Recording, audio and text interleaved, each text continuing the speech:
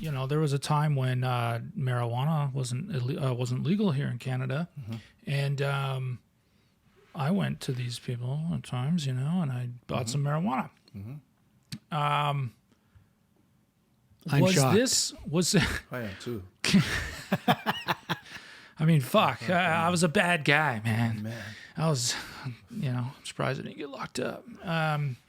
No, but I imagine that, like, was this what you were dealing with? Just guys like this, or like were they young and kids and just dumb, or were they really, you had that excuse in the back of your mind. You said, but There was no there real set if what you're asking for is, are we looking for just guys that are dealing crack versus guys that are dealing marijuana? Yeah, like the damage that those drugs do. No, it was drugs. Because we all believed at that time, that marijuana was a gateway drug to other things, and that was being sold in public schools and high schools, and therefore, you're just cultivating the next line of addicts, and because they're going to graduate to, pills or, coke or, right, other heroin, okay, whatever. So no, there was nothing as far as that is concerned. Like take it easy on the marijuana guys. Just get these guys. Right. No. I mean, for the first 2 weeks of this project, we did nothing but sit in a room probably this size with files and files and files of all the known drug arrests, drug investigations. Learning who's who.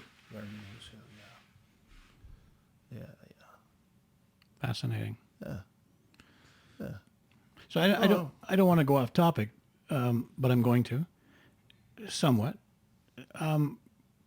Let me know, what are your thoughts on safe injection sites? Don't like them, buddy. I don't like them. Okay, let's move on. No, seriously. Yeah. No. What people don't understand is that drug addiction, and when we're, I'm talking about opioids now. I'm not talking about marijuana, because right. you could argue you can't get addicted to marijuana. I mean, yeah, it's a recreational type thing, but I mean, I'm not addicted. That's why I smoke it every day. It's not an addiction. Okay, I'm shocked again. It's when you're talking about opioids, you're talking about powerful drugs, and you're talking about powerful addiction that comes with it, and to give them a place to get safely high is not addressing the problem of why they're wanting to use these drugs to get high. It's a mental things. They've got mental problems. They need help. I don't argue that they're human beings and we should try and help them. But statistically, if you lined up 10 addicts and you went down the row and you said to them, "I'm here to help you. I can put you in I can get you a place to live. I can get you a job. I can clean up your life." Do you know that you'd have 1 out of the 10 say, "Please help me"? The other 9 tell you go fuck themselves. They're perfectly happy doing what they're doing. Do they know what they're doing, though? Those 9? Well, I mean, I imagine they do. Never being an addict myself, I it's a good question, but I mean, there are some times in between being hopped up that you're halfway sober and must look around and say, well, you hope. Man, you hope man, wandering from one church to the other to feed and going and getting a bag of clothes of somebody that threw it in like, it's just not a normal life. Like a lot of people, I mean, if you're in a relationship with a really bad, or with a girl that treats you, or your buddy's in a relationship with a girl who treats him like shit. You say to your buddy, "Dude, you got to get out of that." And he just doesn't believe it. He doesn't see it. He doesn't feel it the same way you do. I know, man, she's great. She, whatever. I imagine that in some degree, those 9 of the 10 kind of feel that way too. They're not, well, I'm not addicted. or something like that. I imagine if you're doing heroin every day or something, you should have some understanding of what's going on in your life. But I've never been there. I don't know.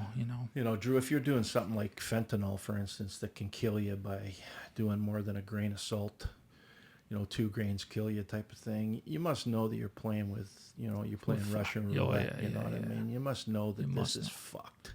You'd think This you'd is know. not this is not stoking up this is not sparking up a joint. This is fucking. This is 100%. Oh yeah.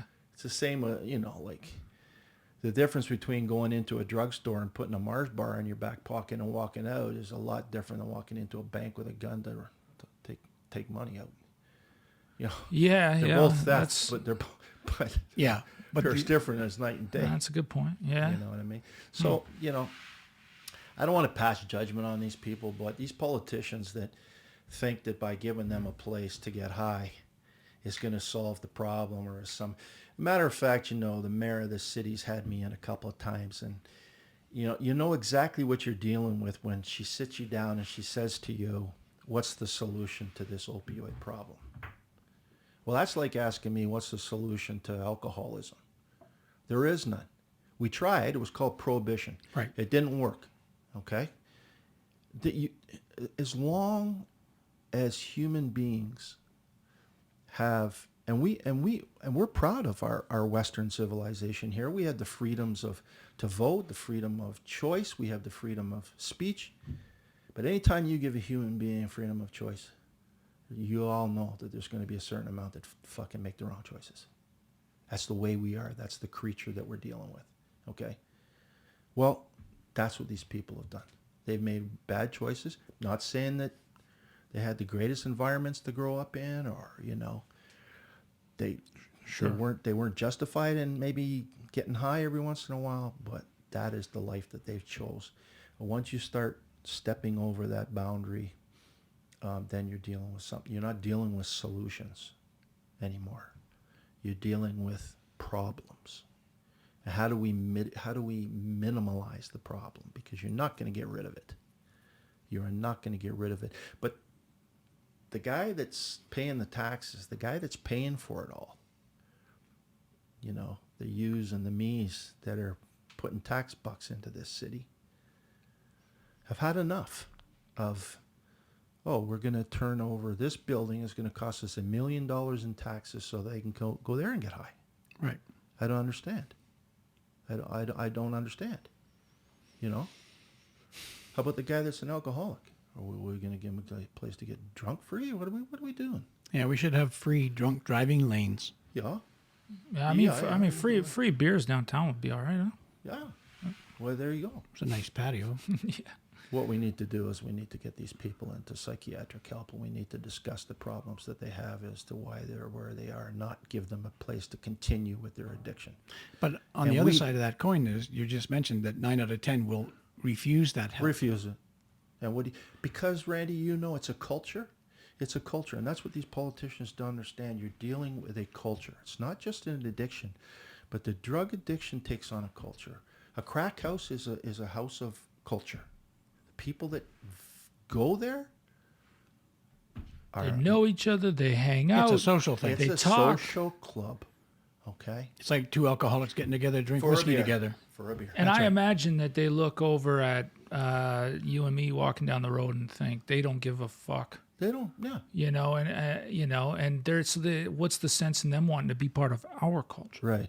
Right. But you got these politicians that wouldn't know the difference between, wouldn't know a kilogram of heroin from a ham sandwich, making these rules and making these laws that they don't have a clue what they're doing. It's fascinating that our mayor has, we've locked this in now. The safe injection site is going to be now 3 blocks from my home. And the downtown core, the city puts all the money into creating that nice walkway for the evenings and the restaurants and the patios for the average consumer. That said, no one's going down there because they're frightened of all the other people that that safe injection site will attract. Absolutely. And the downtown core has already attracted. Absolutely. I know people right now that refuse to go down there for a walk. Oh yeah, oh yeah. Not to mention the school, just even closer. I think around than the your corner. The home. children's school, Yeah, the school. Yeah, 150 feet from it. It won't be when. yeah, It little won't be kids. if. It'll be when some kids assaulted or worse at that school. Well, apparently the Yeah. custodian does a needle sweep every day. Every morning when the custodian starts, I believe it. They're everywhere. Yeah, makes They're everywhere. a needle sweep of the playgrounds every day. But then you got a van down there handing out free needles. That's correct. And then you will have the drug dealers within however many hundreds of feet. Well, that's another thing. You have to give them an area of impunity where a guy can have a unit of drugs on him to go in to use at this 150 Main Yeah, Street. and where's he getting that? He's got to get it from his dealer. And you might as well get it close. And the dealer's going to set up within those limits of impunity, and he's going to send a runner outside of that to bring in one unit at a time, so that if the runner's popped, all he's got is a unit, and he says, I'm going in to use. Right. It's called entrapment. You can't do that. So these guys are going to operate with impunity. Okay? You might as well send, as far-fetched as this might sound, you might as well send the cartel a Christmas card.